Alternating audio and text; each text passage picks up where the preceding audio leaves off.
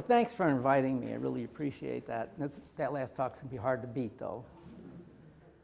This work is done in collaboration with my colleague, Larry Mead at the University of Mississippi. This bell-shaped image that you see represents the evolution of the universe in a model as we know it. It follows the standard model of the universe. It starts at the Big Bang, some 13.8 billion years ago, goes up to the present time. Immediately following the Big Bang, there was a period of time called inflation.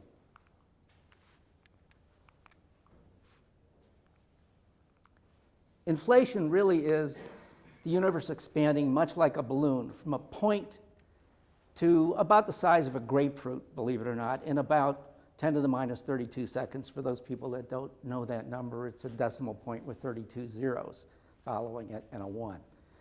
Almost infinitesimal. A vast amount of energy was released during the Big Bang, and also the temperature was nearly infinite in the universe. Immediately following the Big Bang and that explosion, the universe expanded, continued to expand. Now it was expanding before that faster than the speed of light. The expansion slowed down. Along with the slowing down of the expansion, the universe began to cool. It cooled after about 400,000 years to the point where hydrogen, the gas that we know and are familiar with, was able to condense out of that matter and energy. With hydrogen having condensed, it turns out that the light that was present before that time was trapped, suddenly could be released. And in fact, there was the proverbial burst of light, biblical in scope, that happened at that point in time. That burst of light is moving through the universe and coming to us today. It's been observed by telescopes. In fact, the first observation was the 1960s. Nobel Prize was given for that observation. That light is now microwave. Why is it microwave radiation? Well, the universe expanded 1,000-fold between this point and the time today. So the wavelength of light back then was like the lights we see today. It's white light, wavelength, maybe a millionth of a meter, a micron, micrometer. But since the universe expanded 1,000-fold, the wavelength was literally stretched along with the space that was being expanding. That stretching 1,000-fold increased the wavelength 1,000 times, hence a micrometer to a millimeter. Well, millimeter radiation is what you get in your microwave oven, so hence microwaves. And that's being studied today, as I mentioned, with telescopes and probes. Well, the universe continued to expand and cool. Stars developed. Galaxies developed after the stars merged. Gravity pulled them together, and something else that we're not quite sure of yet.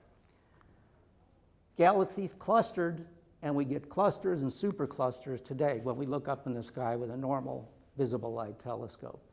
Some point about 6 to 7 billion years ago, the universe suddenly started accelerating in its expansion. What does that mean? Well, it's speeding up. In fact, this curve that we see right here pretty much represents the size of the universe starting from 0 at the beginning, expanding. Here it's slowing down and would normally go that way, but something happened here and it's expanding and speeding up. But that's not quite what we think happened.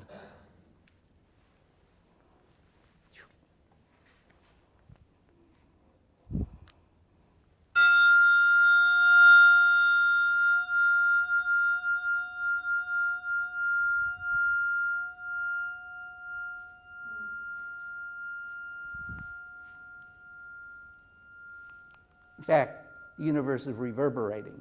It's not just accelerating. It's oscillating, in a sense, breathing. Before we get to the ringing phase of the universe, I need to give you some history. Back in the 1920s, when everybody looked through telescopes, great telescopes were developed back then, they looked at all the stars that you and I see every night up in the sky, and they assumed that that was, in fact, the total universe that existed then, that they were aware of. It wasn't until 1929 that Hubble and his assistants made observations that indicated that certain objects up there, they called them spiral nebula or fuzzies, those are words they used, We're much further away than the stars in our own galaxy, the Milky Way. And even more interesting, all these objects had their light reddened somewhat. That's called a redshift. That implies that these objects were in fact receding from the Earth at high speeds. And Hubble found that the speed of recession is proportional to the distance that the object is away. So if the object is twice as far away, it's moving twice as fast. If you actually study the way balloons work, if you put two dots on a balloon, blow it up, the same thing happens. So the idea of space expanding like a balloon is a pretty good image. As I mentioned, the radiation that this cosmic microwave background left is microwave. Now, aside from the original discovery, we've sent satellite probes up to look at the radiation. These are microwave satellites, and the observation started in the late 1900s, 1989 for COBE, WMAP 2001. The most recent was launched by the European Space Agency named Planck, and all of these studied the microwave radiation in more detail. Why? Why do we care? This light from the beginning of the universe tells us literally about the birth of the universe, and every speck of light tells us about the galaxies that have been created since then and are here in the present. So what did Planck discover? Well, first of all, it found and confirmed that the universe was 13.8 billion years. That's 13.8 plus or minus about 1%. This is really accurate stuff today because of the high tech. The content of the universe, this is even more bizarre. 95% of the universe is made up of what we're calling cold, dark matter and dark energy. You probably have no clue as to what that is, but I'm going to talk about it. 5% is the stuff that you and I are made of, the Earth, the stars, the gas, the dust, everything you can see. It's 5%. 95% of the universe is stuff that we don't know and don't understand. In 1998, it was discovered that the universe is accelerating accelerating in its expansion. I mentioned that in that diagram earlier. This acceleration started about 6 or 7 billion years ago. Before that time, it was slowing down. So how do we study the expansion of the universe in order to understand more about that? The answer is we look at what are called standard candles. We look at light generated by exploding stars. You can think of these exploding stars as little beacons spread throughout the universe, and we watch how they progress, how their light changes. Is it reddened? Is it shifted toward the blue? Most of it is shifted toward the blue. So this leads to the questions as to what caused this accelerated expansion, and even more interestingly, what causes galaxies to hold together.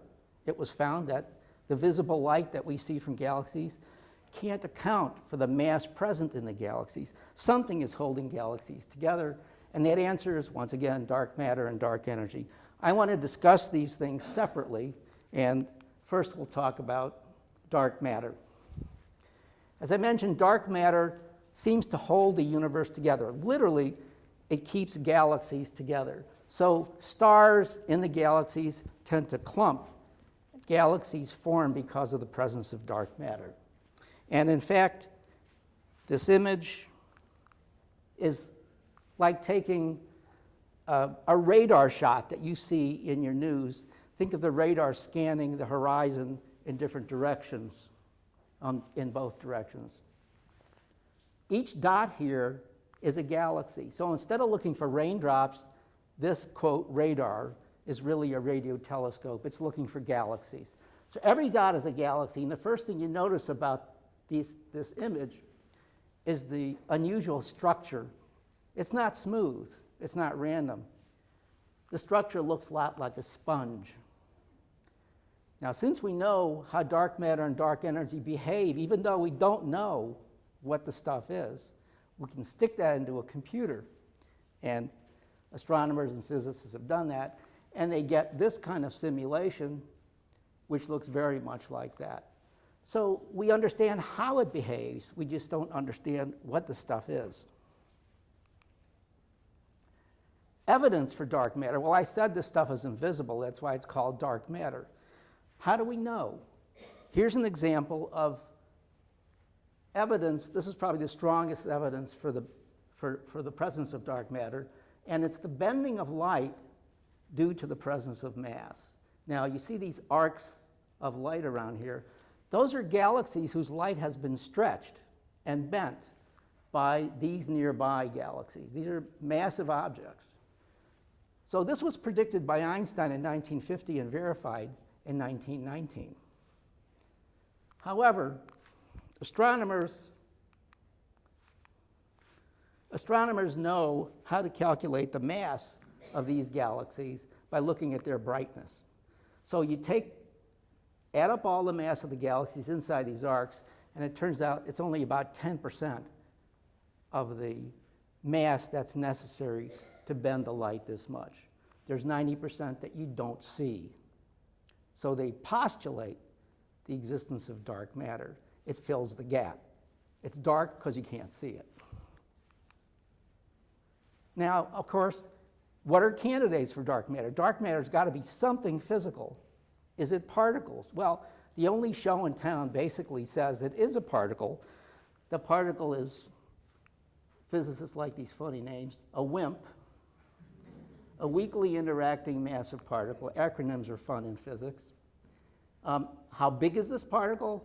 It's about 10 to 100 times the weight of a proton, which is 1 giga electron volt. Have they found it? No. As I speak, there's no evidence whatsoever for the dark matter and the models that represent it. It's still a mystery. How about dark energy? As I mentioned, to track dark energy, which is responsible for the expansion of the universe, you monitor these little beacons of light, supernova, exploding stars. But these aren't just any supernova, these are special stars. They're called type 1a. That type 1a supernova is really a white dwarf star, very tiny thing, but very massive, and very high gravity field that's nearby a normal star. It literally sucks the gas out of the normal star, and when the mass of the white dwarf reaches 1.38 times the solar mass, our sun, it blows up. This happens every single time. Doesn't matter where that star is, it will blow up when it reaches that mass. Supernova are only found in galaxies. One of these guys blows up every 1,000 years in a galaxy. So you look out there, and just as though we have a 100-watt light bulb in a nearby lamp, if we move that 100-watt light bulb twice as far away, it'll be 1/4 as bright. If we move it 3 times as far away, it'll be 1/9 as bright. Invert that process, and we can get the distance. Apply this to galaxies, we can get the distance of the galaxy away from the Earth by looking at the brightness of the supernova. So we can track that throughout the universe. So when Hubble did that, I showed the result. Recent data still requires what's called a Hubble diagram. You plot the distance of these supernovae against their redshift, which is a measure of their speed. So it's another Hubble plot, distance versus speed. And here's such a plot. I won't go into great detail, but this is a standard model plot of distance versus redshift, which is speed, and it's just a rising curve, and all the data fit very well, very pretty curve. Look at this spot here. This is the region of time where the universe was slowing down, decelerating. To the right is the region of time where the universe was speeding up. Do you see any difference in the curve at that point? No. It's not very obvious. But astronomers are satisfied with that plot. They got a Nobel Prize for that plot in 2011. So, as I mentioned, it's not an intuitive diagram. Can we do better? Yeah. It turns out you can plot something called scale factor against real time, cosmological time. What's scale factor? It's just the size of the universe scaled to unity, to 1. If the universe is 13.8 billion years, call it 1. And you scale all time between 0 and 1 in proportion to the real age. But it normalizes everything. It's easier to work with that. So here's a plot like that. You can find this plot in every textbook. And you notice this point here, the universe was decelerating first, so you see the slope turning over this way. But later, the universe is accelerating, you see this slope turning up. So there is a much more intuitive view of data. And you can pick that point out. That point is called the inflection point. But it turns out in the literature, you can't plot that unless you know the precise amount of dark matter and dark energy in the universe. But in principle, I don't know that. I'd like to get that out of the data. So can we plot this based on this? No, we can't. It turns out that there is no technical way of doing this. That's called model independence. You have to know the amount of dark matter and dark energy.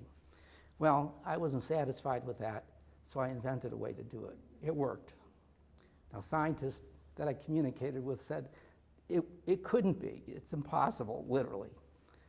But there it was, and there's the data. So this curve is the same curve you saw before, but done in this new way. And the data fits extremely well. And we're able to extract the amount of dark matter and dark energy in the universe from the fit to that data. Just what I wanted to do. And this paper was accepted in the Astronomical Journal in 2014. That's a top astronomy journal. Of course, the first thing I was interested in is, can I find that magic point on that curve, the inflection point, the transition time of the universe from decelerating to accelerating. Now, when I sent this paper to the monthly notices of the Royal Astronomical Society, that's a very important journal, British, the answer I got from them is, no, this can't be right, it's impossible. This has been done before. It was rejected out of hand. I wrote back a letter saying, okay, I'm from Missouri, show me. And nothing happened. 2 months later, I get a letter back, which is just as you read it, okay, your idea is novel, but what else have you got for me? So it was still rejected, but by that time, it was accepted in AJ in 2014. So the moral of this story is sometimes new ways of presenting data can give you new results. So this is the result of the analysis. So I won't go through the details. All you need to see is this. I was looking for the transition time of the universe and discovered, in fact, that there was not just one transition time. The universe was wiggling, it was oscillating, it was reverberating after the Big Bang. I found at least 3 clean oscillations. Now, the frequency, 7 cycles since the beginning of the universe, almost exactly 6.9 something. That was published also in the Astronomical Journal, a follow-up paper. So what is this thing? We know it's a wave of some sort that mixes dark matter and dark energy. What does that mean? Well, right now there's no relationship between dark matter and dark energy. Everybody's investigating those two objects as though they were independent, but this wave says that they're related. So that's already something new. It's a wave of the universe, not through the universe. The universe itself, its shape is literally reverberating and changing. It's not shooting through the universe like a light wave. That also has some deep physics behind it. So it may turn out that this wave is what we call a longitudinal gravitational wave. Well, gravitational wave you've heard of lately. Longitudinal, that's something new too. That requires that the graviton, which is the particle that propagates the wave, has mass. A normal photon from this light has no mass. It has energy, but no mass, no rest mass. The graviton normally is that way too for a transverse gravitational wave. the one that was recently found by LIGO. This is different. So it's clear that the interpretation is tricky. More work needs to be done, and I'm working on that. And that'll continue. So I'm going to end this with the following interesting insight. I'm guessing that many of you, if not most of you, have read Doug Adams' Hitchhiker's Guide to the Galaxy. And if you did, you'll realize that the computer Deep Thought, this is a planet-sized machine, was asked to find the answer, and we heard it talk about this a little bit earlier, the meaning of life, the universe, and everything. So what does the computer do? Comes up with the answer, 42, and everybody laughs. But from my findings, the universe, in fact, was created in 7 cycles. But physicists don't use frequency as 7 cycles, for example. They use angular frequency. What does that mean? They multiply the 7 times 2 pi.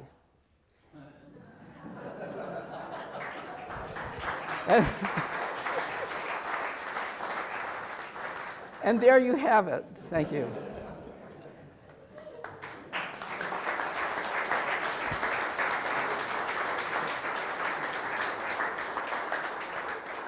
Thank you, Doctor. We have time for a question or two. Your talk, congratulations, by the way, on 42 and all that. You describe it all against the background of, like, astrophysics. I mean, all your illustrations are of the cosmos. But can you scale the meaning of dark energy and dark matter being 95% of the cosmos? Can you scale it down to a human scale? Does it have meaning on a human scale? Like, for example, are we in this room? Yeah, I understand what you're saying.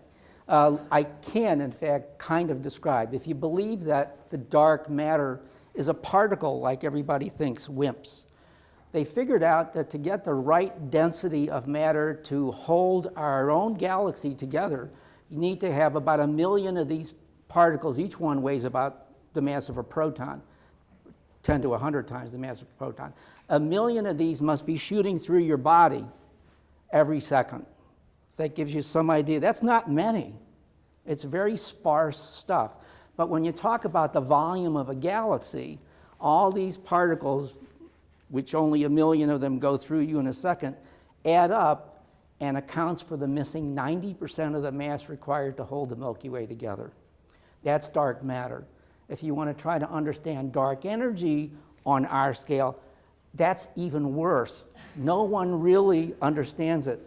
Right now, dark energy is assumed to be something called the cosmological constant. That's a mistake Einstein made in 1917 or thereabouts, where he added a term to his equations to explain the fact that the universe was static. And when Hubble made his discovery that, in fact, the universe was expanding, Einstein called it his worst blunder. But today they're using that number to explain dark energy. Dark energy is pure energy, not particles, as far as anyone understands. It has a very low density. To give you a number, 10 to the minus 29 grams per cubic centimeter. So it's very thin, hazy, and it is all around us, everywhere. It's not limited to one piece of the universe. It's uniformly spread. That's why it's called the cosmological constant. It has a constant density throughout the universe, not only in space, but in time, which makes it really bizarre. Sir, I'm going to have to give you the last question. Okay. So, given that these current models require you to sort of believe in 95% of everything is something that we don't know what it is there any serious work being done to try to come up with a new model that doesn't require that? Yeah, everybody and his uncle is trying to come up with a new model. People are so serious, though. Is there anything like serious? I'm talking serious. Yeah. Most recently, for example, there was a finding at the Large Hadron Collider in CERN recently about a bump on a curve that was supposed to be called a diphoton. It generated 2 particles of light. And 350 papers were published on this immediately and went into the best journal, Physical Review D. I mean, it's a top physics journal. Why were they published? Because all of them thought there might be a relationship between that new observation and dark matter. Anything that's new, novel, any ideas people have are being published if they're, go through peer review. That's a very strict process. It's not junk. But people are so desperate right now for new ideas related to either dark matter or dark energy. There are a lot of publications and new models being made all the time. Eventually, there'll be more data to discriminate the two models. What I just presented was not theory. It was real data. Has it been accepted in the community? I don't have a pedigree in astronomy. I'm a physicist.